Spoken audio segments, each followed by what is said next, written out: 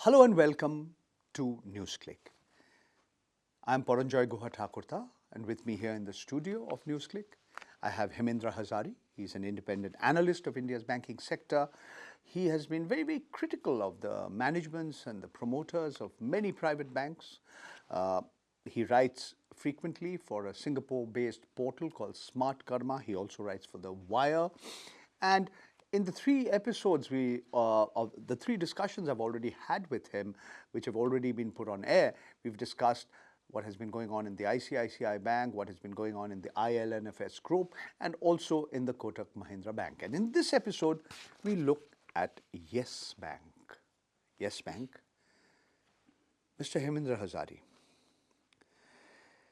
can you summarize the controversy relating to Mr. Rana Kapoor's position and status in Yes Bank, and why you describe what has happened in the recent past in the bank as a grim Shakespearean tragedy, a tragedy where you quote Claudius in Hamlet saying, "When sorrows come, they come not single spies, but in battalions." And you say he might as well have been speaking about the woes of the shareholders of Yes Bank. And if you can summarize why there's been this upheaval that has happened at the top of Yes Bank and its board of directors, if you can succinctly summarize recent developments. You see, this happened really a year ago when RBI came out with a disclosure for all banks that for the year ending FY, I think 2017, banks had to disclose where there was divergence from what their published accounts, audited accounts were reporting and what the RBI inspection had found. And if it exceeded 15% of the RBI's estimates of NPAs or of net profits, what the bank That had is the reported non-performing assets. of the bank. That's unpaid loans. Correct, which are not being paid back. Stressed financial assets. Right. Yes, please go on. So if it was, no, the stressed financial assets would normally include restructuring also. Well, this does not include that. So if the RBI inspectors found from their calculations that the gross NPAs exceeded 15% of what the NPAs reported by the bank, they would have to disclose it. If the profits were 15% lower than what they had reported, then they had to disclose it. Now, here was the first instance that the public and analysts would come to know whether the banks were actually fudging their account. This is evidence of fudging. Now, it was found in Yes Bank that for two successive years, for I think FY16 and FY17, the bank had reported divergence. Now, this is very critical because the market valuation of the banks which are listed on the stock exchange is determined by the profits and the NPAs that they report. So, if you are suppressing that number, you are actually distorting valuation and market pricing. You are also, the senior management salary performance is all linked to these numbers. So, you are distorting senior management compensation. So, to me, it is a very big faux pas that you have been pulled up by the banking regulator for cooking your books. Okay. And in my opinion, if a bank reports it once, it is absolutely shameful. If it reports it in 2 consecutive years, the CEO, the chief financial officer, the head of the audit committee of the board, and the auditor must be immediately replaced. Okay. Now, you have said that there have been a number of tumultuous developments in the bank, and many would argue that this is a consequence of a family feud. 2 factions within the Kapoor family, one headed by Mr. Rana Kapoor, the other headed by Madhu Kapoor, they have this internecine family factional infighting that's been happening. And in September 2018, the Reserve Bank of India intervened, and it says that the bank's board of directors' decision to extend the chief executive officer, Mr. Rana Kapoor's tenure for another 3 years should not be allowed. In other words, the RBI intervened to say Mr. Rana Kapoor, you're out. You're no longer head of the bank. Now, do you believe that the RBI overreached itself in this regard, or do you believe that Mr. Kapoor was perhaps an aggrieved person and he's being suffering because of the internecine family feud? In my opinion, this internecine family feud is a minor event from the RBI's point of view. It was mainly because of the divergence that the bank reported, as well as certain things that their on-site inspections found. And in my opinion, RBI reacted late. As soon as they had detected 2 consecutive years of divergence, they should have immediately removed all these individuals that I had named earlier. So in my view, the RBI waited for them to renew his term and then only said he cannot get a fresh term, which as a banking regulator, in my view, it was a late, delayed reaction. Okay. On the 14th of November, the former finance secretary to the government of India, Mr. Ashok Chawla, who was the bank's non-executive chairman, Vasant Gujrati, the head of the bank's audit committee, both of them abruptly resigned. They quit their job, and the following day, that's the 15th of November, Mr. O.P. Bhatt, the external expert appointed to oversee the selection of the new CEO, also suddenly put in his papers. Now, Mr. Chawla was named in a charge sheet filed by the Central Bureau of Investigation, which was filed earlier, some months earlier, on the 18th of July, in the SL Maxis case.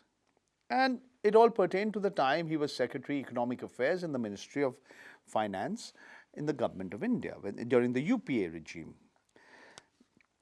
Now, why did he wait for 4 months to put in his papers? And similarly, why is it that it was only in November 14th and 15th that not just Mr. Chawla but Mr. Gujrati and O.P. Bhatt put in their papers? I mean, what happened exactly? I mean, why did it take such a long time? And where is, can you also explain? I'd like to know Mr. O.P. Bhatt's alleged potential conflict of interest. Yes. See, firstly, when it came to the chairman of the board, Mr. Ashok Chawla, when he was named in that first FIR, in that Maxwell case. It's charge sheet. Charge sheet, where is it? The charge sheet. Charge sheet is something more than the first information report. So when it is a charge sheet, it made him immediately not fit and proper as per RBI's own guidelines, which state that in any case which is pending, I use the word pending, with any criminal agency, it does not make an individual fit and proper. So the day his name was released in that charge sheet, the board, either he should have stepped down, and if he did not step down, the Nomination and Remuneration Committee of the board, which is a very powerful subcommittee of the board, should have deemed that he should step down.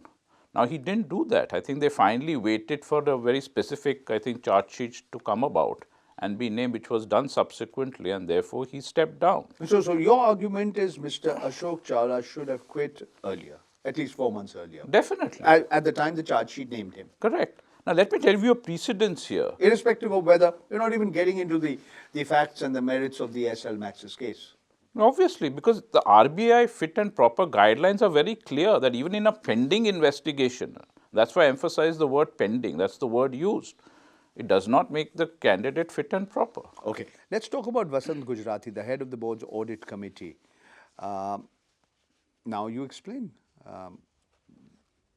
See, the circumstances. He was a member of the audit committee since April 2014. He was chairman from April 2016.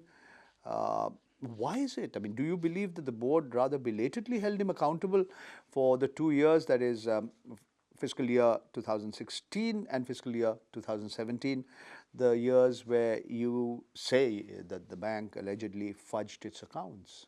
Firstly, I'm not saying allegedly. It's the regulator has said. The regulator has said. So there's no allegation here. It is proven. It is not I am alleging. So the point is, where is the accountability then? When the regulator has pointed out that the accounts are not showing a true and fair picture, who are the individuals to be held accountable? And you believe that And I Gujarati should believe have that the head of the audit committee, who, all the accounts then go to him for clearance, the chief financial officer, the CEO, and the auditor, all must be held accountable, and all of them have to be sacked. All right. Let's talk a little bit about Mr. O.P. Bhatt. He was a former chairman of the country's largest bank, the State Bank of India. He's been an independent director on the board of the Standard Chartered Bank since January 2013. And according to the disclosures made by the Standard Chartered Bank, it contributes about 7% of its income. About 7% of its income comes from India. And therefore, you think that Standard Chartered Bank and Yes Bank are competitors. And therefore, you believe it's highly unusual for Yes Bank's Nominations and Remuneration Committee, he was one of the two external candidates, should be assisting the board in the selection of the next CEO of Yes Bank, since he's in a competing bank, and you believe there's a conflict of interest, and Mr. Bhatt should not have accepted what you describe as a rather as a lucrative assignment, and you believe it's very, very strange that Mr. Bhatt should have been allowed by Standard Chartered Bank to be associated in the selection of the CEO of a rival bank. I mean, so why did all this happen? And I'm trying to figure out how this whole business took place. I mean, how did this entire episode? See, this is my view, because according to me, one should not pick a director of a rival bank, firstly, to be on part of your panel to select your chief executive officer, your future officer, because both these banks are competing with each other in this market. Second is that you are normally, when these private sector banks look for external candidates, they normally would definitely consider some of the senior managers in the foreign banks. And Standard Chartered Bank is a fairly prominent bank, foreign bank in India. So when you shortlist your candidates, it is highly probable that one of or two of those individuals could be Standard Chartered senior managerial personnel. So how can you appoint someone who serves on their board where it is highly probable and possible that the shortlisted candidates would include, Standard Chartered Bank senior management personnel? And therefore, in my view, the Nominations and Remuneration Committee of the board should never have recommended such an individual. Because you believe there is what is called a glaring conflict of interest. Yes, and the individual himself should have not accepted such an assignment. So Mr. Bhatt has done what he has in his own wisdom. We don't have his view here at this particular juncture. But after Mr. Rana Kapoor was forced, as you say, to depart on the 31st of January 2019, at the instance of the Reserve Bank of India, the two factions in the family of promoters that founded the bank continues.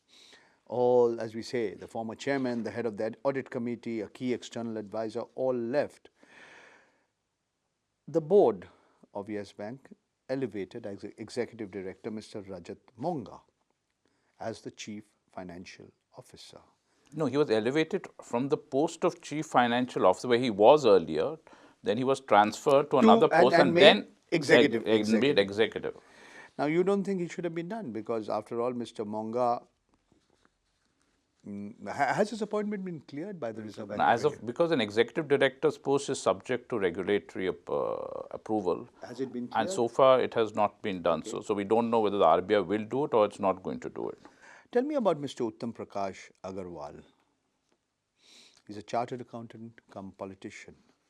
You see, when he was appointed, the Yes Bank press release spoke about his experience of a chartered accountancy profession. But it did not mention that he was also a politician.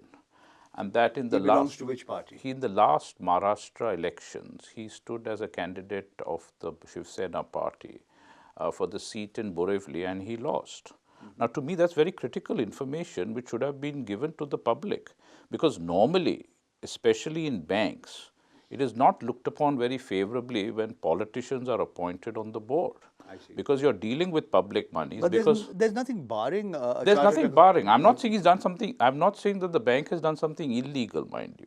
I, as an analyst, am cautioned. What is his present position at present? At present, he must. I mean, we know that he's a politician also because he stood from the Shiv Sena political party. He's just a board. He's just a director. At the moment, he's a board member. He's not the head of the He audit could committee. become. That's what I'm saying, because he's an audit. I mean, he's a chartered accountant. Okay. Now, you've also mentioned that on the 20th of November, the former Secretary of the Department of Telecommunications in the Ministry of Communications, Government of India, Mr. R. Chandrasekhar, who is, of course, now with the NASSCOM, or the National, it's the National Association for Software and Service Companies. He was an independent director on the board of Yes Bank, and he resigned. And he's been quoted as saying he wasn't happy with the way developments were taking place in the recent past and the way it was handled. Your comments? You see, I've been a major critic of independent directors on most of these private sector banks, because I believe they have not been doing their jobs. They are accountable to the minority, to the shareholders, and not just to the promoters. But in this case, he was appointed very recently. He was appointed, if I'm not mistaken, sometime in early 2018. And he resigned in a couple of months after serving. And he has recorded his dissent in that letter, which is again very rare for an independent director to do. So it is very apparent that he was not at all happy with some of their practices, and therefore he decided to resign, and note it, most importantly, in his resignation letter, which I think is a very positive feature, and I think speaks highly of the individual. Okay. Your article, your 20th November 2018 article in The Wire, it begins with Hamlet, it ends with Hamlet, and you point out how the entire royal family of Denmark all died gruesome deaths. The family ended up killing each other before the Prince of Norway took over the crown. This rather grisly, gruesome analogy, how appropriate is it for this bank? And what are you suggesting? That is, in the case of, as in the ILFS kind of thing, case you want the government to actually throw out the old board completely, bring in a completely new set of people. Is that what you are recommending or suggesting? Is that? Now, let us look at what has actually transpired, which is fact. The Reserve Bank of India has deemed it that the CEO, who is also the promoter, Mr. Rana Kapoor, is not fit and proper to continue as Chief Executive Officer. The chairman of Yes Bank has had to resign under dubious circumstances, being named in a criminal investigation. The head of the audit committee has had to resign because of the bank was fudging its books as detected by the Reserve Bank of India. Now, you're having very critical leadership in this bank, which has been, asked to go under very dubious circumstances. So what does it tell you about the way a bank is being managed? And in a bank, it's the public money who's the largest stakeholder. And here we have a large number of people who say privatization, the private banking sector is far more efficient than public sector banks, and we have to support them, strengthen them. You are arguing to the contrary. Exactly, because if the market had to function in theory, the board should have realized all these problems earlier and taken swift action. The board should have removed Rana Kapoor. The board should have asked the chairman of the board to step down. But none of this was done. If it had not been for the regulator and analysts like myself, shouting our voices practically in the wilderness, no action would have been taken. Mr. Rana Kapoor would have deemed fit by the board to continue with another term as well as they recommended. So in such cases, I think the RBI as a regulator has to send a very stern message to the private sector banks, which I think it is really not doing. And they should send such a stern message that everyone else will fall in line. Okay. Let's hope your voice is not a voice in the wilderness. Let us see what happens in all these banks. Thank you so much, Hemendra Hazari, for coming here to the studio of NewsClick and giving us your views and your valuable time. And we conclude here the fourth, and for the time being, the concluding episode, the fourth of its kind, where we discuss the working of the financial sector in India, in particular private banks. In the first episode, we talked about the ICICI Bank. Then we talked about the non-banking financial company, IL&FS, Infrastructure Leasing and Financial Services. In the third episode, we discussed Kotak Mahindra Bank. And in the fourth episode, we discussed the recent goings on in Yes Bank, which according to Mr. Hazari is reminiscent of a Shakespearean tragedy. We'll have more conversations with him in the foreseeable future. Thank you very much for being with us on this program, and keep watching NewsClick.